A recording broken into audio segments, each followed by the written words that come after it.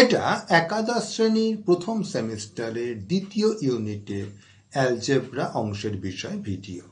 আলোচনা চলছে কমপ্লেক্স সংখ্যাদের নিয়ে, এটা তার 10ম ভিডিও। পুরো প্লেলিস্টের লিঙ্কটা আছে নিচের ডেসক্রিপশন বক্সে। ছবি দিয়ে যোগ বিয়োগ করা শিখেছি আগের ভিডিওতে। এরপর স্বভাবতই আসে গুণ আর ভাগের কথা, কিন্তু ওদেরকে ছবি দিয়ে বুঝতে দুটো ধারণা জানতে হবে। প্রথমটা হলো মডুলাস আর দ্বিতীয়টা আর্গুমেন্ট। আমাদের এই ভিডিওটা এদের নিয়ে। সবার প্রথমে আমরা কথা বলবো মডুলাসকে নিয়ে। আর্গুমেন্টের প্রসঙ্গে একটু পরেই আসছি। ধরো একটা কমপ্লেক্স সংখ্যা আছে 3 + 4i। এটাকে ছবি দিয়ে তীর চিহ্ন হিসেবে ভাবলে হবে এরকম দেখতে। এই তীর চিহ্নটা কতটা লম্বা সেইটাকেই আমরা বলি মডুলাস, কমপ্লেক্স সংখ্যাটার মডুলাস। এই দৈর্ঘ্যটা আমরা পিথাগোরাসের উপপাদ্য থেকেই বার করে ফেলতে পারি। এই যে সমকোণী ত্রিভুজটা, এটার ভূমি হচ্ছে 3 আর এর উচ্চতা হচ্ছে 4। তার মানে এই তীরটার দৈর্ঘ্য অর্থাৎ এই ত্রিভুজটার অতিভুজ হবে স্কোয়ার রুটের নিচে 3 স্কোয়ার যোগ 4 স্কোয়ার। 3 বর্গ যোগ 4 বর্গ, পুরোটার বর্গমূল মানে 5। তাই আমরা বলবো যে এই কমপ্লেক্স সংখ্যাটার মডুলাস হলো 5 আর লিখব এই কায়দাতে। লক্ষ্য করো কিভাবে দুটো খাড়া দাগ টেনেছি, এই একটা আর এই একটা সংখ্যাটার দুপাশে।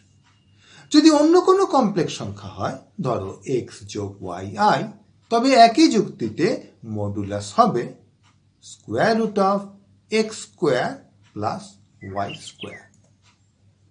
তীর চিহ্নটা যেদিকেই মুখ করে থাকুক, এই ফর্মুলাটাই সর্বদাই খাটবে। যেমন যদি এরকম হয় তাহলে এক্সটা নেগেটিভ, কিন্তু তাতে কোনো অসুবিধা নেই, কারণ আমরা তো এক্স নিয়ে কাজ করছি না, আমরা কাজ করছি এক্স স্কোয়ার নিয়ে।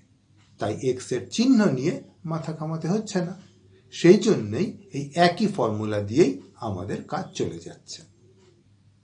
ঠিক আছে, এবার তবে এই ফর্মুলাটা দিয়ে কিছু অঙ্ক করে সড়গড় হয়ে নাও।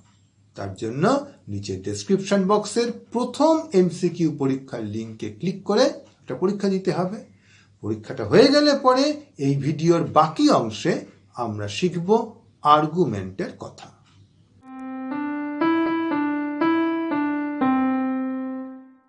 এবার আমরা আলোচনা করব আর্গুমেন্ট নিয়ে।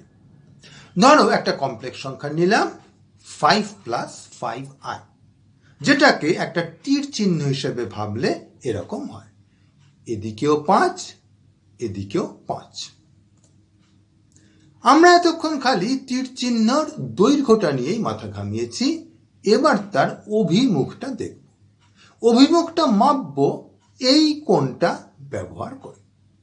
ভালো করে বুঝে নাও কি কি লাইনের মধ্যে কোণটা নিচ্ছি। কোণটা শুরু হচ্ছে রিয়েল অ্যাক্সিসের পজিটিভ দিকের সঙ্গে।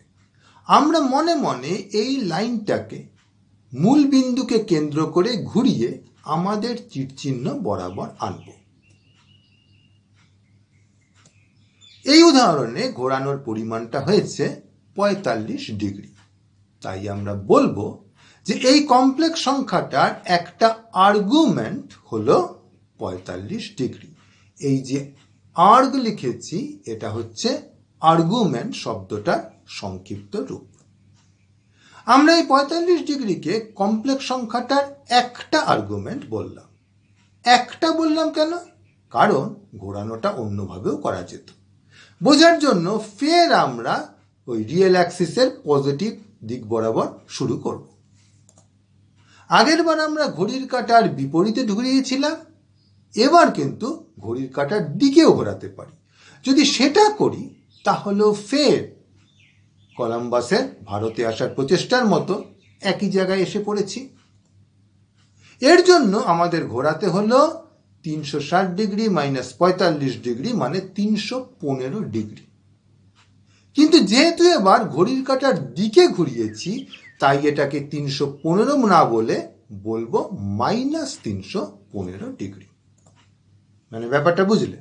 ঘড়ির কাঁটার বিপরীতে হলে কোনটাকে ধরছি পজিটিভ, আর নইলে কোনটাকে ধরছি নেগেটিভ।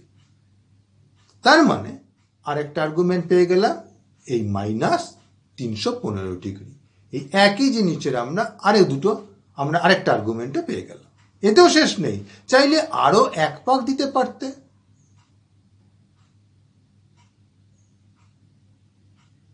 তবে মোট ঘোরানোর পরিমাণ হতো -315 তো ছিলই, আরো 360 ঘুরিয়েছি, তাহলে -315 -360 মানে -675 ডিগ্রি।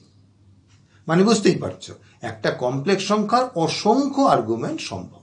তাদের মধ্যে খালি যে কোনো একটার কান পাকড়ে ধরতে পারলেই হলো, অমনি তার সঙ্গে যত খুশি 360 ডিগ্রি যোগ বা বিয়োগ করে গেলেই বাকি আর্গুমেন্টগুলো পেয়ে যাবে। কিন্তু ব্যাপারটা কেমন বোকা বোকা না? খামোখা এরকম ঘুরিয়ে না দেখতে যাব কেন? ঠিক কথা। তাই বেশিরভাগ সময় আমরা এর উপরে একটা বাড়তি শর্ত আরোপ করি, সেটা হলো যথাসম্ভব কম ঘুরিয়ে কাজ সারতে হবে।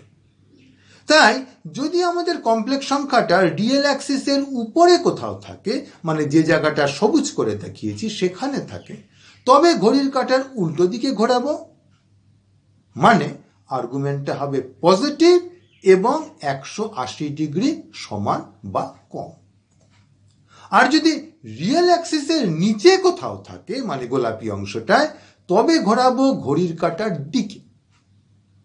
ফলে আর্গুমেন্টটা হবে নেগেটিভ এবং 180 ডিগ্রিকে ছুতে পারবে না, -180 ডিগ্রিকে ছুতে পারবে না। আর যদি রিয়েল অ্যাক্সিসের পজিটিভ অংশে থাকে, তবে তো ঘোরার দরকারই পড়বে না। তাই এক্ষেত্রে আমরা আর্গুমেন্ট নেব 0।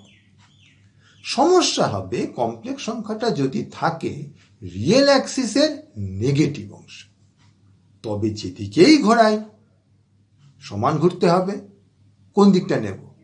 লোকে এখানে ঠিক করেছে যে এক্ষেত্রে পজিটিভটাই রাখবো, মানে আর্গুমেন্টটাকে বলবো 180 ডিগ্রি, +180 ডিগ্রি। এইভাবে সবচেয়ে কম ঘোরানোর শর্ত মেনে যে আর্গুমেন্ট পাওয়া যায় তাকে আমরা বলি প্রিন্সিপাল আর্গুমেন্ট। আর লেখার সময় সাধারণত বড় হাতের এ দিয়ে লিখি। এবার শেষ একটা কথা, যদি কমপ্লেক্স সংখ্যাটা 0 + 0i হয়, মানে মূল বিন্দুটাই হয়, তবে তো তার জন্য তীর চিহ্ন আঁকাই যায় না। তাই কোন আর কিসের মাপবো? তাই 0 + 0i হচ্ছে একমাত্র কমপ্লেক্স সংখ্যা যার কোনো আর্গুমেন্টই নেই, অতএব তার প্রিন্সিপাল আর্গুমেন্টও নেই। সুতরাং কেউ যদি জিজ্ঞাসা করে 0 + 0i এর আর্গুমেন্ট বা প্রিন্সিপাল আর্গুমেন্ট কত হবে, তবে তুমি উত্তর দেবে আনডিফাইন্ড। ঠিক আছে, অনেক কিছু শেখা হলো। এবার একটা এমসিকিউ পরীক্ষা দিয়ে নাও। ডেসক্রিপশন বক্সের দ্বিতীয় পরীক্ষার লিঙ্কটা তার জন্য তৈরি আছে।